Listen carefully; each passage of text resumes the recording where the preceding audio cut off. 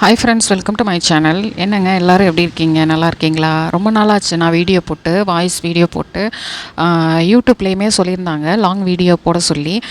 நான் ரொம்ப நாளாக ஷார்ட்ஸ் வீடியோ தான் போட்டுட்ருந்தேன். அதனால் வீடியோஸ் போட முடியல, ஃபுல் வீடியோஸ் போட முடியல. டைம் இல்லை, வேலைக்கு போகிறதுனால கொஞ்சம் டைம் இல்லை. அதனால் இன்றைக்கி கொஞ்சம் லீவ் கிடச்சிச்சு. அந்த டைமில் கொஞ்சம் உங்களையெல்லாம் சந்திச்சுட்டு போகலாம், வாய்ஸ் வீடியோ போடலாம் அப்படின்னு சொல்லி இன்றைக்குள்ள வேலைகளை போடலாம் அப்படின்னு சொல்லிட்டு இன்றைக்கி நான் வீடியோ போட்டிருக்கேன். வேலைக்கு போகிறதுனால துணி துவைக்கிறது இது எல்லாமே கொஞ்சம் ஞாயிற்றுக்கிழமை தான் பண்ணுவேன். அன்றைக்கி என்னால் பண்ண முடியல, இங்கே வீட்டுக்கு கெஸ்ட்டு வந்திருந்தாங்க, அதனால் என்னால் செய்ய முடியல. அதனால் இன்றைக்கி லீவு கிடச்சது. இந்த லீவில் நம்ம வந்து வீட்டில் உள்ள வேலைகள்லாம் பார்த்துடலாம் அப்படின்னு சொல்லிட்டு இன்றைக்கி வீடியோ போட்டுட்ருக்கேன். அதே மாதிரி என்னுடைய வீடியோ பார்க்குற ஒரு நண்பர் வந்து பேர் கேட்டிருந்தாங்க. என் பேர் அன்புச்செல்வி, எங்கள் வீட்டுக்காரங்க பேர் வந்து பிரசாந்த், பையன் பேர் ஸ்ரீ புவனேஷ். நாங்கள் 3 பேர் தான். அதனால தான் குருவிக்கூடு ஃபேமிலி. என்னுடைய சேனலை பார்த்த என்னோடய நண்பருக்கு ரொம்ப நன்றி. மாதிரி இந்த வீடியோ பார்க்குற எல்லா நண்பர்களுக்கும் நான் நன்றி சொல்லிக்கிறேன். ஃபுல் வீடியோவை பாருங்கள். ஏன்னா நான் ரொம்ப நாள் வந்து லாங் வீடியோ போடலைன்னு சொல்லிவிட்டு என்னுடைய வியூஸ்லாம் குறைஞ்சிருச்சு. அது என்ன காரணம்னு பார்த்தோம்னா லாங் வீடியோ போடலை அப்படின்னு சொல்லி தான் எனக்கு இன்ஃபர்மேஷன் வந்திருந்தது. அதனால் இன்றைக்கி லாங் வீடியோ போடுறேன். எனக்கு சப்போர்ட் பண்ணுங்கள். நானும் வேலைக்கு போயிட்டு தான் நான் இதை பார்த்துட்ருக்கேன். இதையும் விட முடியல, அதையும் விட முடியல. ரெண்டையுமே நான் வந்து பார்த்துக்கிறேன், வீட்டு வேலையும் பார்த்துக்கிறேன். அதனால் கொஞ்சம் எனக்காக சப்போர்ட் பண்ணுங்கள், என்னை புரிஞ்சுக்கோங்க. காலை வெயில் எவ்வளோ சுள்ளுன்னு அடிக்குது பாருங்கள். காலையிலே நான் வந்து துணி துவைச்சிட்டேன். சில இதெல்லாம் கையில் துவைக்க வேண்டியதெல்லாம் அப்புறம் துவைச்சிக்கலாம்னு சொல்லிட்டு வாஷிங் மிஷினில் போட்டதை மட்டும் எடுத்துகிட்டு வந்து மாடியில் போட்டுட்ருக்கேன். நிற்கவே முடியலைங்க, அவ்வளோ வெயில். இவ்வளோ சுள்ளுன்னு வெயில் அடிச்சிச்சின்னா கண்டிப்பாக வந்து சாயந்தரம் வந்து மழை வரும், கொஞ்சம் கிளைமேட் மாறும், கொஞ்சம் தூறல் வரும்னு நினைக்கிறேன். இன்றைக்கி ஒரு நாள் தான் லீவு கிடச்சிருக்கு. இந்த லீவில் வந்து எங்கள் வீட்டுக்காரங்கள வேலைக்கு அனுப்பிட்டேன். என் பையன் ஒரு ஃபங்க்ஷனுக்கு போயிட்டான். அப்பாடி தொல்லையே இல்லை. நம்ம வந்து சமைக்கிற தொல்லை இல்லை கண்டிப்பாக. மற்ற துணி துவைக்கிறது கண்டிப்பாக துவைக்கணும், எல்லாருக்குமே வேணும் துணி. அதனால் இதெல்லாம் வந்து வாஷ் பண்ணி வச்சா தான் மறுநாள் எல்லாம் ஃப்ரீயாக போட்டுக்க முடியும். அடுத்ததாக சாப்பிட்டுட்டு நல்லா தூங்க போகிறேங்க. இன்றைக்கி எனக்கு ஒரு நாள் கிடச்சிருக்கு. இந்த ஒரு நாளில் ஒரு நாள் ஃபுல்லாக நல்லா தூங்க போகிறேன். அப்படி சொல்கிறேன், நாங்கள் புதுக்கோட்டையிலேருந்து வரையும் நாங்கள் வந்து வண்டியிலே ட்ராவல் பண்ணிகிட்டு இருந்துட்டோம். இங்கே வந்து பஸ்ஸு எல்லாத்துக்குமே பஸ்ஸு தான், திருச்சியில் எல்லாத்துக்குமே பஸ்ஸு.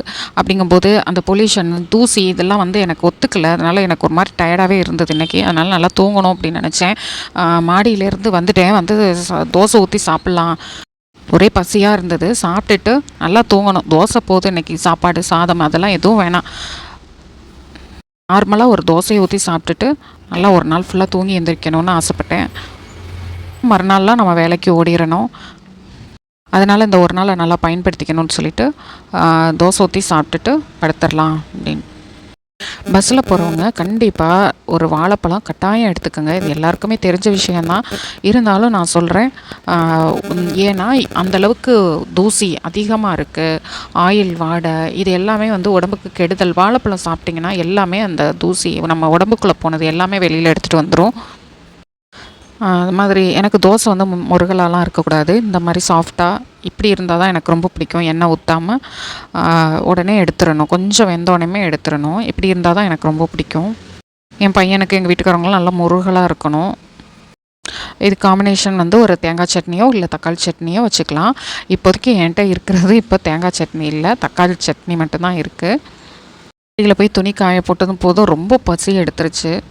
வேலை பார்க்காம இருந்தோம்னா கூட அவ்வளோ பசிக்காது. ஏதாவது ஒரு வேலை பார்த்தோன்னு வைங்களேன், கபன்னு பசிக்கும். அதே மாதிரி நம்ம சாப்பிட்டுட்டோன்னா வேலையே பார்க்க தோணாது.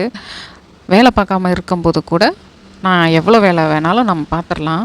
என்னங்க நான் சொன்னது புரிஞ்சிச்சா? புரியலைன்னா விட்டுருங்க. இப்போ வாங்க சாப்பிட போகலாம்.